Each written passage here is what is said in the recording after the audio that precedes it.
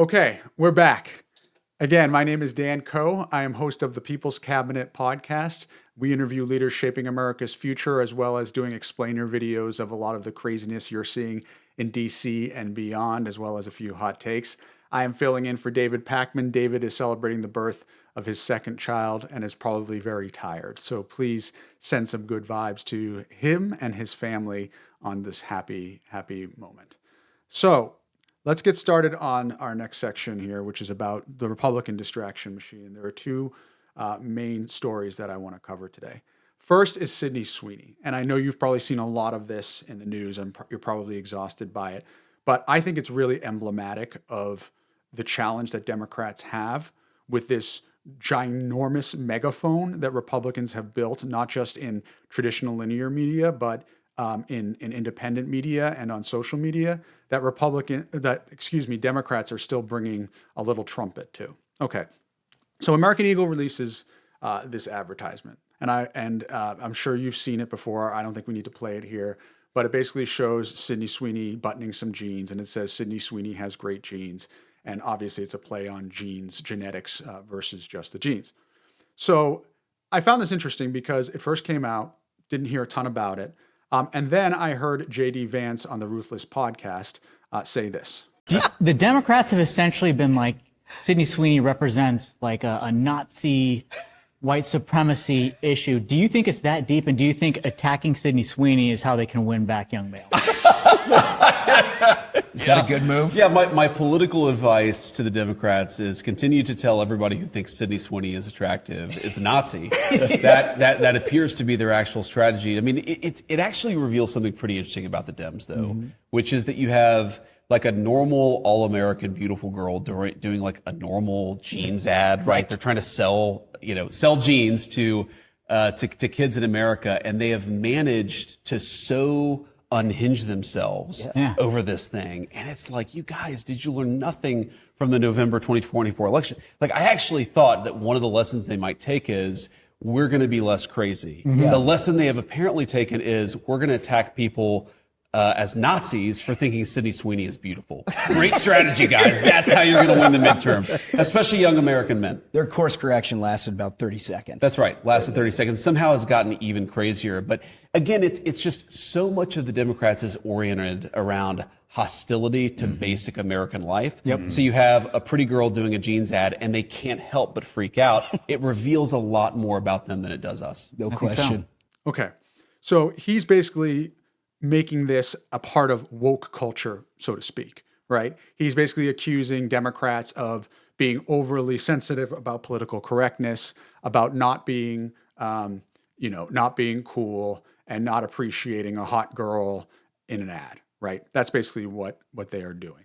And so I saw this, and then I also saw some online media amplifying this. Now, not just the traditional online independent media. First of all, DOD, the Department of Defense, the largest employer in this country that is supposed to be focused on our national security, tweeted a picture of Pete Hegseth in jeans. And it says SecDef, that is the handle for the Secretary of Defense, has great jeans with him and his sunglasses. Obviously a reference to the Sydney Sweeney ad. Then, immediately, it was retweeted by Libs of TikTok, which is a very prominent right X outlet, that says, Pete Hegseth has great genes, cope and seethe libs. Again, for me, I was like, this is kind of weird because I don't really see many libs needing anything to cope and seethe. But it also just kind of tipped off a warning bell for me because it made me realize that this was all a coordinated attempt to create distraction and to make everyone think that Democrats are overreacting to something that they're not. Okay? So this was really interesting stuff that we're seeing covered now because I think a lot of people are wiser to this whole thing. So Media Matters did a study. Fox has devoted over 7 times more coverage to Sweeney than the Epstein scandal recently. Fox News has continued to obsess over an American Eagle advertisement featuring Sydney Sweeney talking about her, quote, good genes, spending 4 hours and 50 minutes discussing the ad since July 28th. By comparison, Fox has devoted just 40 minutes to covering continuing developments related to the fallout from the Trump administration's handling of the Jeffrey Epstein files. So this is where it all starts to make sense, right? Jeffrey Epstein was dominating news headlines for weeks. Trump couldn't get rid of it, right? And so what they are doing is creating a distraction to try to paint a caricature of all Democrats in order to distract from the real issue, which is Donald Trump is literally covering for convicted sex traffickers, sending Ghislaine Maxwell, the number one accomplice of Jeffrey Epstein, to literally a minimum security prison that is nicknamed Club Fed, that does not have traditional barrier fencing, that has yoga and Pilates classes, and has some kind of puppy program that because she is a convicted sex offender, she's not allowed to be a part of. That's how ridiculous this is. Ellie Honig, the CNN legal analyst, has outlined how rare this kind of transfer is. It can only really be done on a special occasion. And so again, I think we need to keep center here what the distraction is, but this Sydney Sweeney thing points to a larger problem in the Democratic Party. So there was a New York Times article written about this yesterday that I thought was really interesting that kind of confirmed my gut about this. Here's how the New York Times describes it. So they quote a couple of people on X who are offended by the tweet, okay, or offended by the ad, excuse me. But then it says, those, however, appear to be outliers. Nearly 3/4 of posts that were critical of Miss Sweeney or the ad had fewer than 500 views. Many pro-Trump users amplified the critical posts in reposts and reshares, driving even more attention to posts that would normally reach only a few thousand users.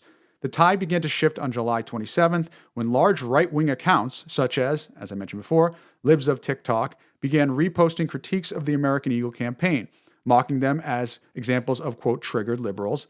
Keep This Up, Democrats posted the account, which is run by a woman named Chaya Raychik and has 4.3 million followers on X.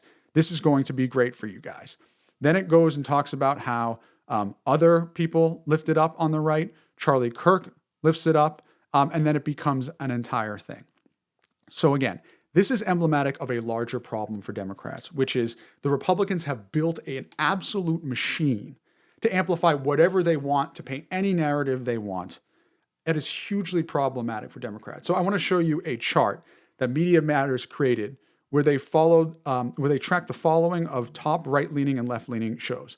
So look at all of this red. This shows what we're up against and how much work we have to do as Democrats. You can see at the bottom there, David Pakman Show, let's go. You can see Trevor Noah, who is is left-leaning, but I wouldn't call him somebody who is deeply in the left news every single day. You see Midas Touch there, Young Turks, etc. But we're being absolutely crushed by right-leaning media online. And so when they want to propagate any kind of story or narrative, we just don't have a chance. Now, there's been a lot done here to address this, and we're still working on it. And the thing is, I think that all of us in this community right now understand that all the tides are lifting all of the boats in this situation. There's one person that I want to raise as being a leader in this fight, who is someone I know well. His name is Asen Tarabi. Asen is someone you've probably seen online through his handle. More importantly, you have probably seen his clips from TV and his retweets of other people. This is a chart that was done by the Washington Post that shows literally a David and Goliath situation, that Asen is somehow able to fight up against that. So here's a chart of a lot of Republican and any Democrats who are in this top echelon here of the top 25 political and news accounts on X. Okay. Elon Musk, and this is by Cap, Elon Musk is dominant, as you can see, but this little, well, I would say medium-sized blue circle that could is Asen. So if you don't follow Asen, you should, because he is literally monitoring media all day long, clipping what he thinks is compelling content that the left needs to pay attention to, and amplifying other people. First of all, I can't even imagine what this guy's Twitter inbox looks like, because I've sent him stuff, other people sent him stuff, and literally the difference between one person or hundreds of thousands of people seeing your content is based on what he is doing. But the Washington Post profiled him. He said, the author said, Tarabi's devotion has paid off. The Liberal Center for American Progress's database, tracking 2,000 of the top political groups, that's that chart, and influencers across the internet, shows that Tarabi's posts have been seen hundreds of millions of times in the last 30 days than news giants such as MSNBC and CNN. Ranked by views or total impressions, he is the only non-conservative voice in the top 10, probably because his posts and the way they help win political arguments have bipartisan appeal, which is true. Oftentimes, he will just tweet the clip and he will have some narrative, but not an overly partisan narrative, and then other people will opine on it. And so I think that's really important to point out because he is an example of what we need, okay?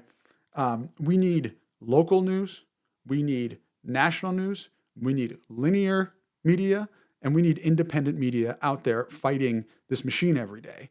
Rob Flaherty was the former digital director for President Biden. He's a friend of mine. He recently wrote an article in Politico about this very thing. He said, "There's hope on the horizon. There's a hungry audience for left-of-center content that is fueling a massive outgrowth of upstarts. Outlets and creators like The Bulwark, Mutuals, Heather Cox Richardson, Midas Touch, and others are growing on YouTube, TikTok, and Substack by the minute. But startups take investment, and if funders wait until close to the election to get started, it will be too late to influence both this one and the next one." So this is really important to point out, and I am a living example of this. One of the reasons why, after leaving the White House, I decided to do this was because I saw some of this research and realized, as amazing as ASIN is, we need thousands and thousands of ASINs to catch up to what the right is doing. He is leading the way, and he is the model, and so is Midas Touch, and so is David Pakman, and all of these amazing outlets that are fighting up against this huge megaphone that the Republicans have and have built over the course of years and decades that we are playing catch up to. Here's what's so exciting, though. When I first decided to do this, one of the first people I had on my podcast was Ben Meiselas and Brian Tyler Cohen.